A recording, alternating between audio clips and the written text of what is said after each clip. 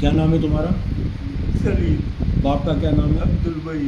कहाँ रहते हो? 1.5 नंबर पे। क्यों पकड़े गए हो? कब्र में क्या कर कब्र रहे थे? खोल के कब्र खोल रहा था, मैं पकड़ा गया उसमें। कब्र के अंदर तुम क्या कर रहे थे? कब्र के अंदर वो कफन उतार के हाथ फेर रहा था मुर्दे पे। अच्छा, फिर वापस निकल जाता हूँ बंद करके। तुम इससे पहले कितनी कब्रों में गए हो? इससे पहले 3 कब्रों में हो। 3 कब्रों में गए हो, ये चौथी कब्र है। ये चौथी है सलियाँ। तो तुम्हें कैसे पता चलता है ये औरत की कब्र है? ताज़े फूलों की ताज़े फूल होते ना, उससे पता चलता है। तो तुम कब्रिस्तान में घूमते हो, ढूंढते हो, कब्र को ढूंढते हो, हैं?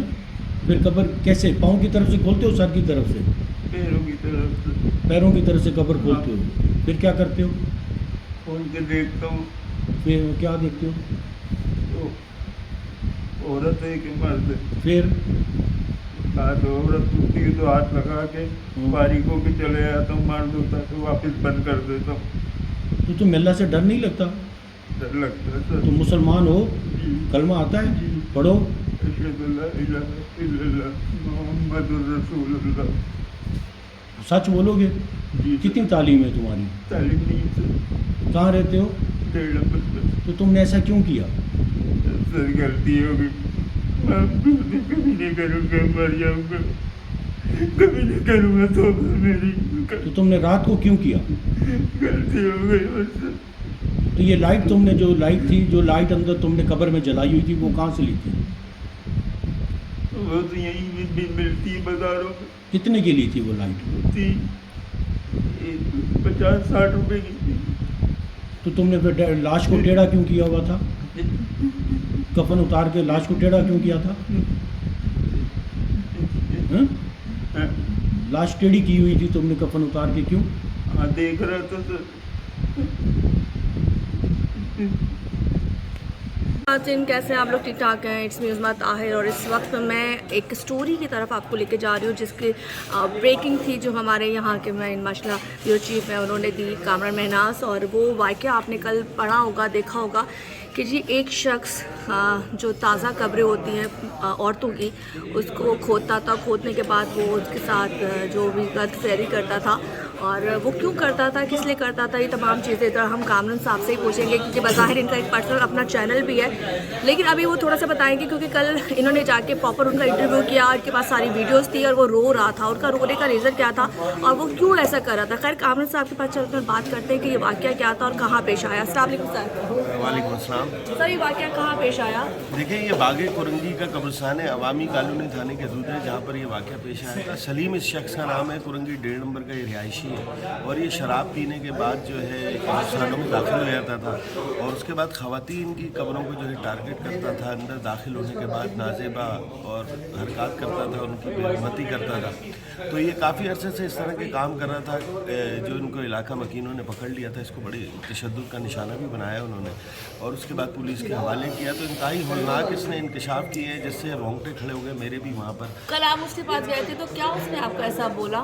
देखें, वो रो रहा था, गिड़गिड़ा रहा था, माफ़िया मांग रहा था, कह रहा था मुझसे गलती हो गई, लेकिन उसका बताना ये था कि वो कब्र के अंदर दाखिल होता था। मैं खुल के आपको बताता हूँ, कब्र के अंदर दाखिल होने के बाद फिर चेक करता था कि ये खातून है या मर्द है। चेक करने के बाद उसका कफन भी वो उतार देता था, और उसके बाद जो है उसके साथ नाजेबा हरकत करता था। यानी मेरे से बोला नहीं जा रहा, नाकाबिले बयान बात है कि किस तरह की कभी और घटिया हरकत वो करता था। अब तो वो लोगों ने भी बहुत मारा, माफ़िया मांग रहा है कि मैं आइंदा नहीं करूँगा, लेकिन पुलिस ने बड़ा अच्छा मुकदमा दर्ज किया है, 376, 354 और दीगर जो दफ़ात लगाई हैं, वो यकीनी तौर पर ऐसी दफ़ात हैं, अगर वाकई इंसाफ हो गया तो ये शख्स जो है या तो उम्र कैद गुजारेगा या इसको फांसी हो जाएगी। अच्छा कामरान सर, मैं थोड़ा सा ज़्यादा आपसे पूछना चाहूँगी, क्या कोई भी ऐसा इंसान जो ये गुनाह करता है, उसके बाद वो पकड़ा जाता है, वो माफ़ी मांगता है, क्या वो माफ़ी मांगने का मतलब होता है तो माफ़ कर देना चाहिए, उसको सज़ा होनी चाहिए? देखें, इसको माफ़ बिल्कुल भी नहीं किया जा सकता, क्योंकि ये माशरती जुर्म है, इससे पूरा माशरा जो है मुतासिर हुआ है। इसको कोई एक शख्स तो माफ़ ही नहीं कर सकता, और अदालत भी यकीनी तौर पर इसको सज़ा देगी, क्योंकि इसका जुर्म साबित है, हर चीज़ कबूल रहा है, कब्र खुली हुई लोगों ने देखी, इतने सारे इसके आई विटनेस है। उसके अलावा علاوہ وہ متعدد جو ایسی چیزیں کر چکا ہے. اور جو مقدمہ درج ہوا ہے وہ خاتون کی عمر صرف 57 یعنی 57 ایئرز عمر تھی اس خاتون کی, جو 2 دن پہلے مطلب وہ عمر نہیں دیکھ رہا تھا, وہ صرف یہ دیکھ رہا تھا کہ عورت ہے. ہاں, ٹھیک ہے. اور اس کو دفن کیا تھا. اس کے بیٹے کی مدعیت میں جو میت تھی, ان کے بیٹے کی مدعیت میں مقدمہ درج ہوا ہے, اور یقینی طور پر جو ہے اس میں معافی اس کو ملنا بہت مشکل ہے. خیر ساتھ ساتھ بس ایسی بہت سی چیزیں, ان کا اپنا پرسنل پیج ہے بنت آدم, ابن آدم کے نام سے, وہ آپ ضرور سرچ کیجیے گا, جس پہ آپ کو لیٹسٹ تمام حالات نظر آ جائیں گے. اور بہت اچھا پروگرام ماشاءاللہ کرتے ہیں, اور بہت اچھے پروگرامنگ, بہت جلد آپ ان کے ساتھ کسی اور کو بھی دیکھیں گے.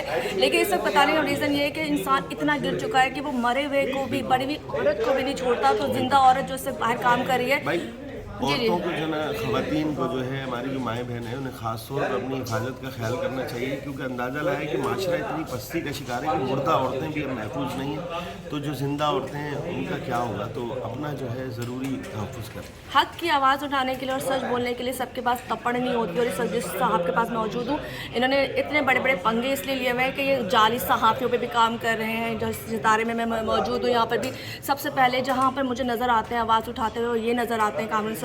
تو خیر بہت سی چیزیں ایسی ہیں جو میں چھوٹی چھوٹی ویڈیوز سے شیئر کروں گی, اور انشاءاللہ بہت جلدی آپ کو ایک اچھی نیوز بھی دیں گے. خیر یہ وہ شو تھا جس کی طرف ابھی ہم لوگ کام کے لیے بھی جا رہے ہیں, لیکن یہ اپڈیٹ ہمارے طرف سے اس لیے آئی ہے کہ ان کی بریکنگ جو تھی کامران سر نے کی تھی, اور وہ آپ تک پہنچ چکا ہے. کس طریقے سے وہ پکڑا گیا, شرمندہ تو ہے, لیکن کسی کی عزت خراب کر کے ایک مردہ کو نکال کے اس کے ساتھ بیت فیلی کرنے کے بعد اس کے آنسو ہمارے کسی کام نہیں آتے. اور یہاں ہمیں لگتا ہے کہ جو بچیاں باہر جاتی ہیں, ہم جیسی لڑکیاں باہر کام کرتی ہیں, ان کے لیے یہ معاشرہ کتنا غلط ہو چکا ہے کہ اب کوئی لڑکی سیف نہیں ہے. خود اپنے آپ کو خود بچانا ہے آپ لوگوں نے. خیر thank you sir, thank you so much, جزاک اللہ.